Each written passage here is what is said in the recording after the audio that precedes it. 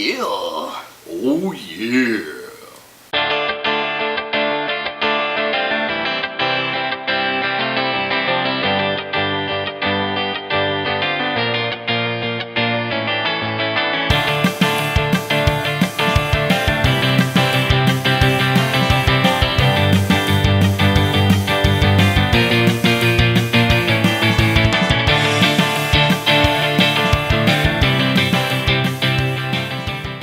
Alright, hey everyone, welcome to Let's Have Some Beer.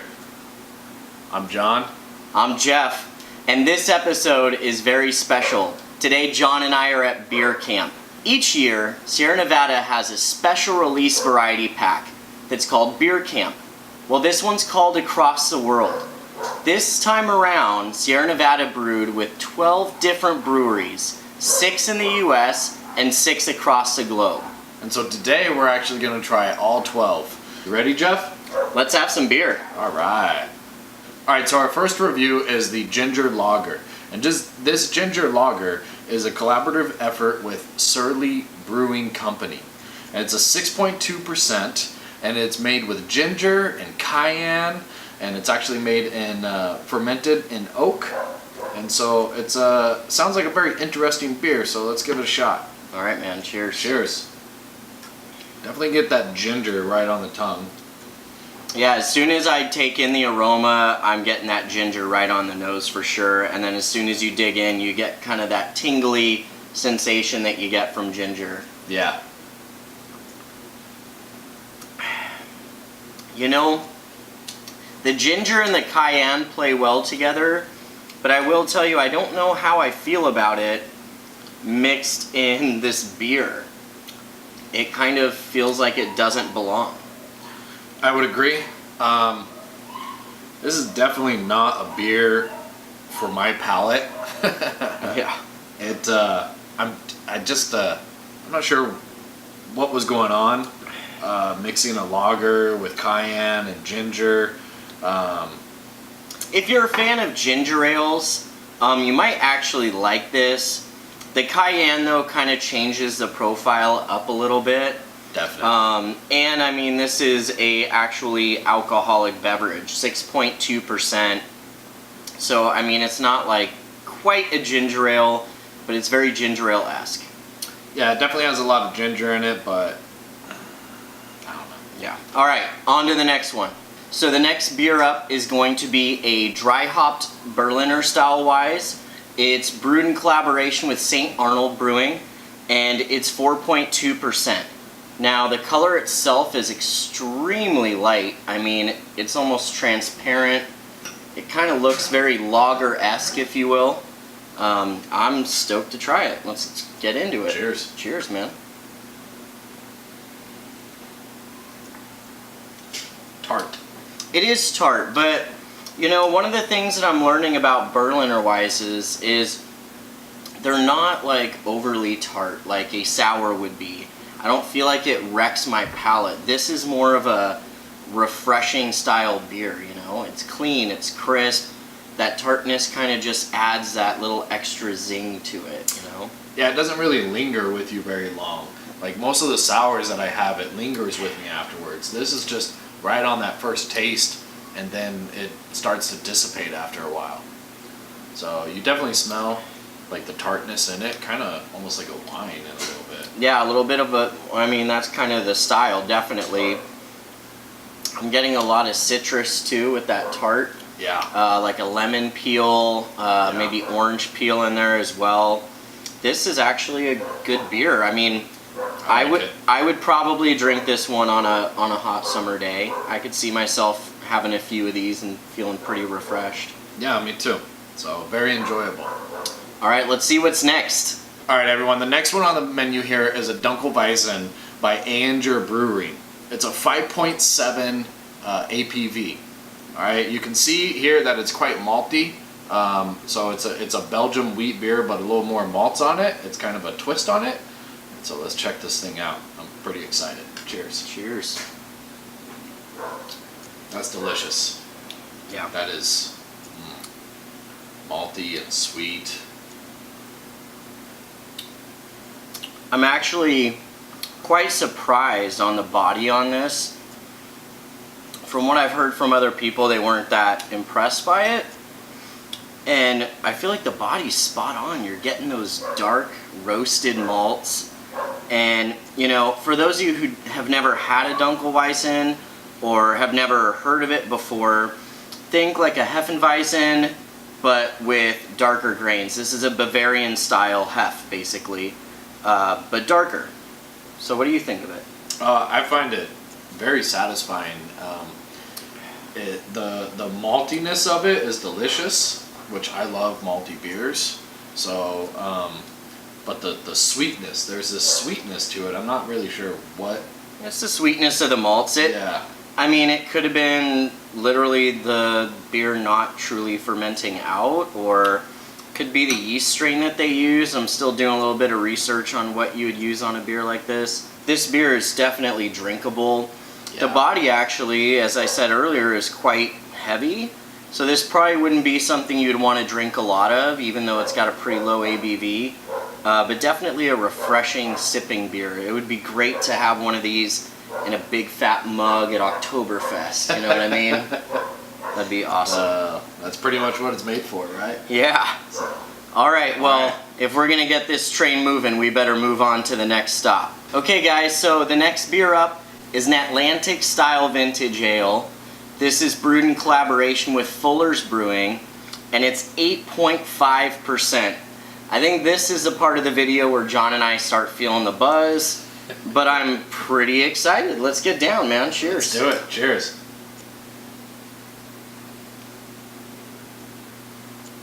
All right, John. I gotta hear your first impression. What are you thinking right now? I'm thinking, what is that flavor on the back end? Like, I can't. It tastes hoppy. Bitter. It is bitter. Bitter. It's also the malts. Yeah. Malts are kind of old world style. To be honest with you though, I honestly thought that your first impression would be the same as mine. And that's, how the hell is this 8.5%? Ah, interesting. I wasn't even thinking that. Yeah. I mean, does it taste like 8.5 to you? Not at all. I mean, maybe a little bit after it settles on your tongue for a bit, like there may be like a little bit of after effects, feeling like, okay, yeah, this is kind of a boozier beer. But man, the initial body of this beer is super light, especially for 8.5. It's pretty damn well balanced too. I mean, it really is. It has a beautiful, beautiful flavor to it. I really am enjoying it. I get kind of a oaky taste. Yeah, definitely. Like an oak would, maybe slight vanilla-ish. Yeah, almost. Vanilla. Probably not like a go-to for me, but still, I mean, if this is a style you're interested in, definitely worth trying. Alright, so we're on to the next one, alright? On to the next one. Alright, so our next beer on the list is the Thai-style iced tea. Yeah, you heard that right. Yeah, Thai-styled iced tea. And so actually it's made with like black tea and orange peel. It's made with lactose and tamarind and star anise. Star anise? Anise. Anise. Star anise? Anyways, who's this brewed in collaboration with? Alright, so this brewery is actually with McKellar Brewery.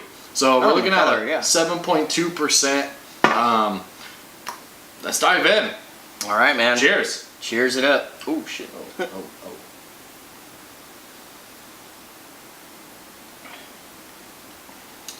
What the business? What the hell? Whoa, what? There's so many flavors going on in my mouth right now. Like, it's crazy. Beer. Yeah, it's beer. It's tea. It's spices. It's just so much. So fucking much. There's some citrus in there. Like, it's... The way that I would think of this is somebody at McKellar is like a tea fan, and they drink those really fancy, like, I don't even know what they call them, but those specialty style teas. They probably go tea tasting and know all the details just like us beer lovers do that with beer. And when Sierra Nevada came to McKellar and said, let's brew a beer together, they're like, I really like tea. Let's take my favorite style tea and brew it with beer. And this is what came up. So what this reminds me of, and for anyone who lives on the East Coast, I'm from North Carolina, and this reminds me of like a sweet tea. So it's like a sweet black tea though. And it's a sweet black tea with some it's fermented. And it's fucking delicious. Like I could imagine sitting out on the porch, rocking in my chair, drinking some of this, Thai style iced tea beer and just enjoying the sunshine. It would be, this is amazing in my opinion. Personally, I'd probably disagree with John. Not with what he said. I mean, that's his opinion. For me, this just isn't my style. I don't think it's poorly brewed. I've only had a few tea flavored beers, and a couple of them have been pretty good. A couple of them have been pretty bad. This one I would say is good. It's just not my cup of tea. It's not my cup of tea. And although it's not Jeff's cup of tea, it might be your cup of tea. So, check it out. See if you can get your hands on it. If you're a tea fan at all, and you like beer, I mean, this is probably a good choice for you. I think you'd really like it. All right, so on to the next one. We're about to get into some heavy beers, some powerful beers.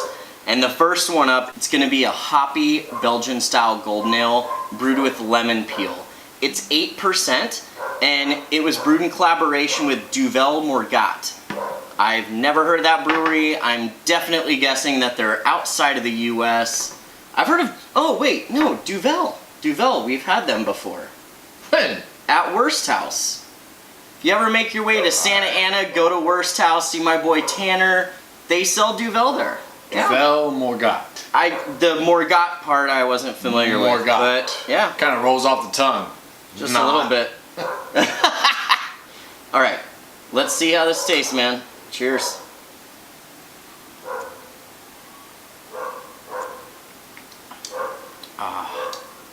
Oh yeah. Oh. So for me, I'm just gonna tell you right now, I definitely have a love affair with Belgian style beers. Those just delicious Belgian malts. I was kind of thinking you were gonna say what I was thinking, which is how the hell is this 8%? That too. It's clean, it's crisp, it's very smooth. Yeah, definitely have the Belgian hops and malts and it's kind of what I would expect from a Belgian wheat, right? Yeah. But Well, not the 8%. I'm not getting, I guess I am getting hops, but I'm not getting a lot of hops. No. You definitely get the lemon peel on the back end. It's definitely more the pithiness. The other thing I get at the back end is a lagerish kind of finish. Not sure if I get that. Take a sip, breathe out, and think lager for a second, and see if you kind of get that too. I don't know if this was a lager beer or not. I don't think so. I definitely get the lemon on the back end, the lemon, which adds to that clean, crisp taste that we're getting from this. But I don't really taste. Maybe it's just me. I don't know. Maybe it's the alcohol talking. That 8%. I get a little bitterness, definitely. Kind of makes my mouth pucker a little bit. I don't know if I would call this a hoppy though. Yeah, it's not. I guess it's not really hoppy. It's a Belgian golden ale with citrus. I mean that's how I would define it. There is some hops in there, and I think what it is it's probably mellowed out a little bit by that lemon peel. But still, I mean, it's a good beer. I mean, if I want to get torn up, and I'm at some classy hipster bar, I mean, this would probably be the type of beer I would do order. it.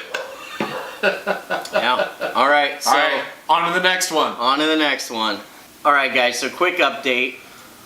We finished drinking all the beers and reviewing them. However, I had the mic off for the second half. Luckily, I bought 2 of these 12 packs, and so we're doing the last 6 on another night. So, John, go ahead and start us off with the next beer up. So the next beer up is the White IPA with Yuzu. And this was actually a collaboration with Kiyuchi Brewery. Kiyuchi sounds right. Yeah, that sounds about right. This one's a 7%er. So let's see what we got here. All right, man. Cheers. That Yuzu is really unique. You get the sweetness of the fruit off the aroma. Absolutely. When you dig in, you definitely get the hop bitterness, but it's still really light. This is using really light malts. It's not like a heavy hoppy beer. It's actually very light, very sessionable almost. And I mean, it's 7%, so it doesn't even taste like it. It's quite smooth drinking. This is actually quite like smooth, very delicious, very flavorful. I really enjoy it. Like, as far as an IPA, there's not a lot of, I don't know. I don't really taste a normal, IPA like we have here in the States. So it's not as bitter, but yet it has great flavor. It still has a bitterness to it, but it's just not as strong. Yeah, I think the yuzu fruit is definitely combating the hop bitterness a little bit. You're getting that nice balance between sweet and bitter. I mean, it's enjoyable. It's not like a phenomenal beer, but I mean, I would drink this again for sure. Yeah, I would definitely drink this again. All right. So. Well, let's see what's up next. All right, guys, the next beer up is going to be a collaboration beer with the brewery, which is right in our neighborhood. In fact, it's about 10 minutes away. So pretty cool that we get to see one of our neighbors do a collaboration beer for beer camp. It's called Raspberry Sundae. Now, this is an ale brewed with lactose, cocoa, vanilla, and raspberry. It sounds like a delicious dessert wine, or a dessert beer, if you will. So or a horrible disaster. Let's find out. Yeah, let's find out.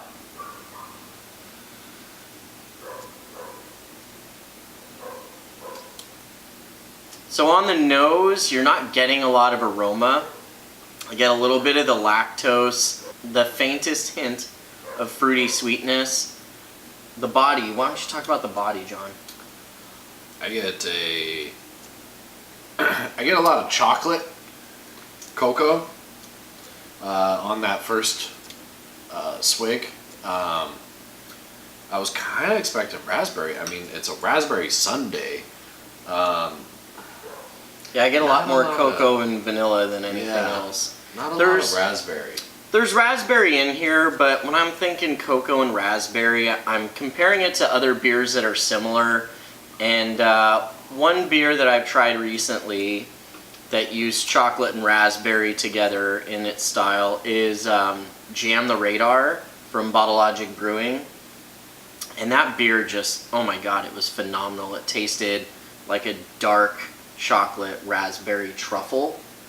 And this, I mean, it doesn't taste like much of anything. It tastes like you got a little bit of cocoa, a little vanilla, and a faint hint of raspberry. It's just not singing to me. I've had a lot better beers from the brewery before. It's more like a cocoa vanilla, like a chocolate vanilla sundae, minus the raspberry. Like, they could have taken the raspberry out. Maybe that's what they were going for, a stronger flavor. Yeah.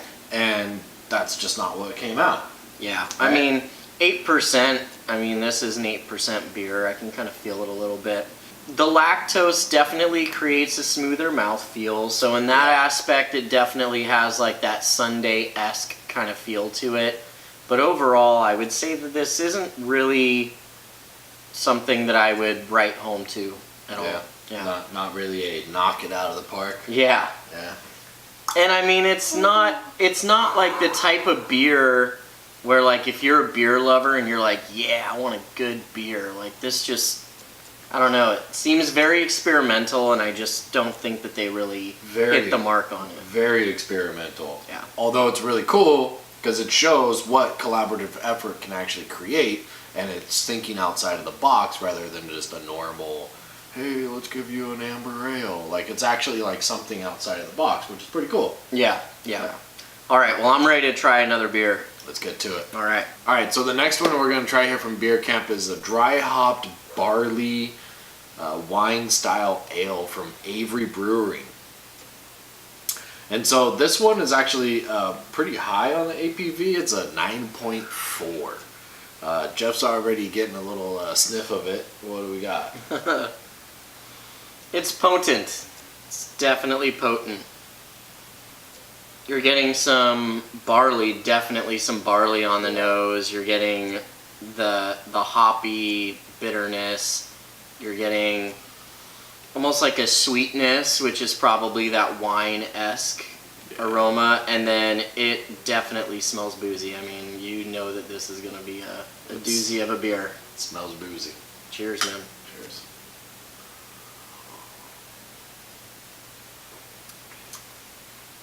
Whew. Whew. Gave me tingles. It's actually good though. Yeah, it actually is pretty. I mean, it's definitely not a beer you can take to the river. it's gonna get you pretty tossed. Wow, but definitely like enjoyable, right? Like that hop presence is on point. Yeah, it's not overpowering. It does linger on the tongue for a little while, but yeah, definitely. Taste delicious. What I'm getting is a solid malt presence. You're getting the booziness on the tongue, but the hops are just, oh man, are they there. Like, from start to finish, you're getting just potent bitterness. You're getting the pininess, the earthiness. They mix really well with the malts. And then it just carries out towards the finish, and suddenly you're left with that resinous, bitter finish. And as John said, it does linger on the tongue a little bit, but I'm not really mad at it. I mean, for being 9.4%, I kind of want the hops to sit on there a little bit longer because it makes that booziness dissipate, and you kind of forget that you're drinking a 9.4%. I gotta be honest, from the smell, I was expecting more of a barley wine taste. I don't really get much of the barley wine taste. I mean, yeah, it's a 9.4%, it's strong, but the hops kind of take that barley wine that I was expecting away. You know, it kind of reminds me a little bit more of like an old world style, like red ale. It's got those rich malts, but they're not overpowering, but then it's just super hoppy. Like, it really is. I don't know any other way to say it. Like an imperial old world style red ale, like that's kind of what I picture this as. Which, it's good. 9.4% though, I mean, this is probably not the beer I would reach for, just because I can only have maybe 2 of these, and you know, I'm probably hitting the floor a couple hours later, so. Cold night, hanging out, not looking to get trashed, just want to warm up a little. I'd grab this beer. Or warm up a lot. Gotta get that alcohol jacket on. Speaking of warming up, how about we start a campfire and do the Campfire Stout next? Let's do it. All right. Well, guys, the next beer up is called Campfire Stout. This is a 7.7 stout brewed with vanilla and honey. I love the name. It makes me think of sitting at a campfire. Mm-hmm. John and I love to go camping, so the name itself kind of gets me excited. It's brewed in collaboration with Garage Project. I haven't had many of their beers, but I'm excited to try this. Cheers. Cheers.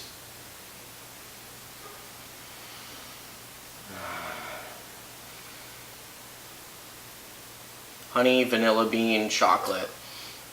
On the nose, I got a lot of the vanilla and just the faintest hit of the chocolate malts. But then when you dig into it, it's just chocolate, vanilla, honey, chocolate, vanilla, honey. I get a little more of the honey on the smell. Yeah? At least I do.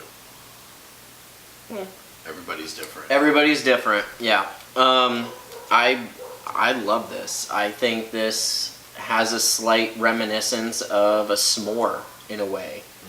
You know, like the honey from the graham cracker. The vanilla kind of reminds me of the marshmallow, and then you got the chocolate malts in there. Nothing is overpowering another flavor. It's very smooth, very mellow. Very mellow. Very well balanced. I mean, this is something that I could drink again and again and again. I would definitely think about taking this beer out camping.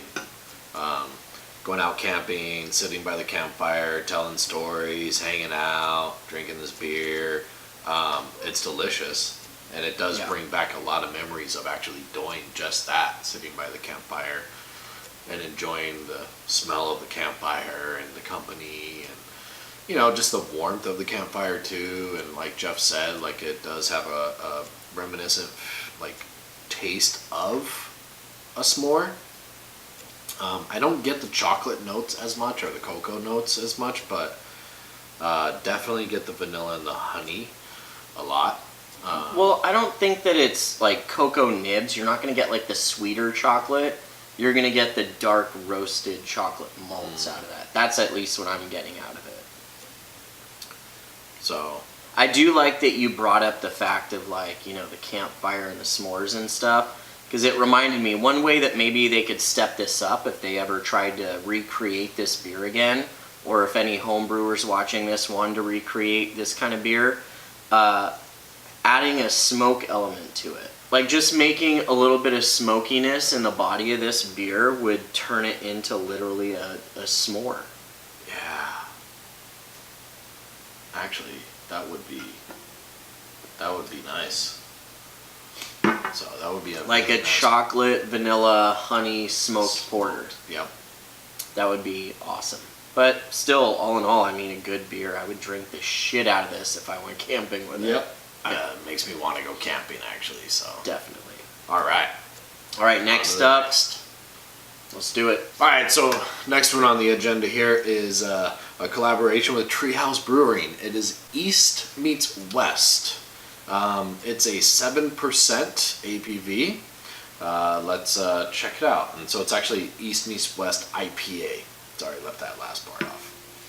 So this is actually an East Coast brewery collaborating with a West Coast brewery. Treehouse Brewing is known for their New England, Northeastern style IPAs. I was really excited about this. I was thinking it was going to be a hazy IPA. It's not, but you know, on the nose it still smells really good. Really floral, really fruity. I'm getting like orange peel, floral aromas. Hoppy, bitter. It's actually quite like it's a good IPA. I mean, it's not a blow you out of the park IPA, but it definitely has some floral, like you said, floral aroma, citrusy taste, hoppy or bitter, definitely. It's a nice blend of East meets West type IPAs for sure. It does have a slight like dankness to it, very subtle, but it's like there. It's there. It's got a very velvety mouthfeel to it, which I think is what helps it not be such a sharp bitterness. Yeah. I'm guessing that's Treehouse's portion, getting into that West Coast style. But yeah, love the finish. Very piney, very earthy. Still getting like the pithiness of an orange peel or a lemon peel. It's quite tasty. I know that Treehouse has better beers than this, just from the people that I watch drink them. I have yet to try a Treehouse beer. I dream of one day trying one myself. If any of you guys out there can send them our way, that would be awesome. I would love to try one. I'll send a West Coast IPA your way if you send me a Treehouse beer this way. But I mean, all in all, I mean, it's a decent IPA. It's smooth drinking actually for the percentage that it has. Yeah, I mean, it's good. Not great, good, not great. All right, so last one is coming up. All right, guys, we are down to the final beer, and we saved the best for last. This beer's got the best reviews online from everyone who's tried beer camp across the world, and this is a West Coast style double IPA from Sierra Nevada, obviously, in collaboration with Boneyard Brewing. Now, I'm really excited to try this. I mean, we've already had it, but I'm excited to try it again because when we tried it the last time, this was the last beer.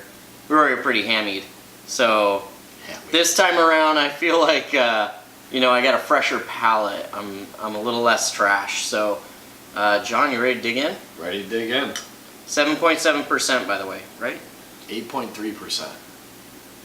8.3%, by the way. Cheers. Cheers. It's malty up front, bitter on the back. This is very typical West Coast style.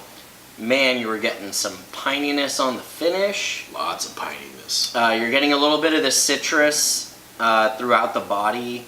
The malts blend very well with them. The malts are actually lighter than I would have expected, especially for the percentage. But they're there. They're good. They're good on the tongue. You know, Boneyard has had a couple beers that I've tried. Hoppa Wheelie was one of them. I believe it's called Hoppa Wheelie. Brewbies Fest in San Francisco. And there's also Hop Venom, which is a beer that I haven't tried, would love to try. Apparently that's like their best IPA. But this one is still pretty good. I enjoy it. What do you think, John? Yeah, I mean, I'm not a huge fan of IPAs, so when you IPA squared, like, doesn't really do it for me. Like, a double IPA is just more IPA. But it definitely is very flavorful. The citrus, it kind of get like a lemon. I'm not 100% sure, but it does taste a little like a lemon up front. Nice and bitter in the back. Definitely it's an IPA. So if you like IPAs, definitely check this one out. I can't say that it's the best one out of the bunch, though. You know, you're right. The second time around, I don't know if I would say it's the best either. Yeah. I'm not really sure which one is the best just yet. I'm not 100% sure. I don't think I could really pick a best. There were some that were really good, some that were not good, and some that were kind of situationally good, if that makes sense. Definitely. This one in particular, I mean, for me, it is a little bit too bitter on the back end. I really do feel like it's just blasting my palate out a little bit. It is. I feel like when you get into those higher gravity IPAs, you know, once you get past 8%, it's just bitter central sometimes, and this is no exception. I'm still tasting it. Yeah, it's literally stuck on my palate. I mean, I could not imagine trying to go from this to like that white IPA that we tried earlier, or a lager, or anything. I mean, you're not going to taste anything but the hops on this one for sure. Definitely. Still, I mean, it's still a decent beer. Could they have done it better? Absolutely. Do I think that some of the other beers I've had from Boneyard are better? Absolutely. But it's not a bad beer. It's just not a great beer. Not a bad beer at all. Well, that's our beer review of Beer Camp. The collaborative effort between Sierra Nevada and all the great breweries. We definitely thank you so much for allowing us the opportunity to taste these different beers, and some very experimental, right? Yeah. Some, you know, originals with maybe a little spin to them here and there, you know, East and East West IPA, right? Like, that's not something you would normally be able to pick up. So we want to thank Sierra Nevada and the collaborative breweries with Sierra Nevada. You know, we appreciate the opportunity for that. Yeah, I mean, it was a fun little adventure. Like, here's the thing. Beer Camp across the world, the idea is they're not producing A-style beers, you know, across the board. But it's not about that. It's about one great brewery, which Sierra Nevada is undisputed, a fantastic brewery, working with other awesome breweries across the country and across the globe, and using their own styles and inspirations to create a beer together. And I think it's really cool because, I mean, for some of you out there, maybe you didn't get your hands on Beer Camp across the world, but, you know, most people definitely had that opportunity, and it's exposed me to a lot of East Coast style breweries and breweries across the world. But still, this was a great experience. And I think it actually gives the brewers a chance to have a little fun. Oh, absolutely. And so, honestly, we got to give it to the brewers. Yes. Because they're the ones who actually bring this beer to life. Thank you to everyone who brews beer. You are doing God's work. Just keep that in mind. Never stop brewing. This is God's work. I mean, this is amazing. So, anyways, we're done here. We're going to keep drinking. But if you enjoyed this episode, make sure that you like, share, and subscribe. Leave a comment below if there's a beer you'd like us to review next. And until then, I'm Jeff. I'm John. And we'll see you next time on Let's Have Some Beer.